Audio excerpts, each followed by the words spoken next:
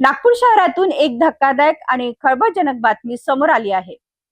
Spa massage सेंटरच्या नावाखाली सुरू असलेल्या कथित देह व्यापार रॅकेटवर सामाजिक सुरक्षा विभागाने मोठी कारवाई केली असून 2 पीडित मुलींची सुटका करण्यात आली आहे. नागपूर शहरातील राणा प्रताप नगर पोलीस ठाण्याच्या हद्दीत असलेल्या मॅजिक क्रिश स्पा अँड सलूनवर सामाजिक सुरक्षा विभागाने धडक कारवाई केली. मिळालेल्या गुप्त माहितीनुसार या स्पा सेंटरमध्ये स्पा आणि मसाजच्या नावाखाली अनैतिक प्रकार सुरू असल्याची माहिती पोलिसांना मिळाली होती.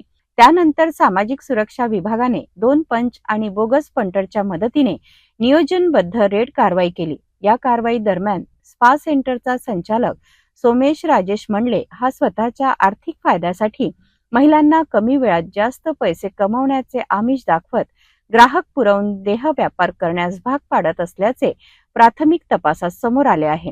छाप्यादरम्यान पोलिसांनी 2 पीडित मुलींची सुटका केली असून त्यांना आवश्यक संरक्षण आणि मदत उपलब्ध करून देण्याची प्रक्रिया सुरू करण्यात आली आहे. या प्रकरणी आरोपी विरुद्ध भारतीय न्याय संहितेच्या संबंधित कलमांसह अनैतिक व्यापारास प्रतिबंध कायदा 1956 अंतर्गत गुन्हा दाखल करण्यात आला आहे.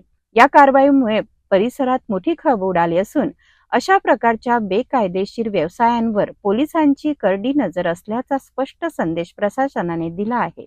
नागपूरमध्ये स्पा सेंटरच्या आड सुरू असलेल्या कथित अनैतिक व्यवसायावर सामाजिक सुरक्षा विभागाने मोठी कारवाई करत 2 पीडित मुलींची सुटका केली आहे. या प्रकरणाचा अधिक तपास राणा प्रताप नगर पोलीस करत आहेत.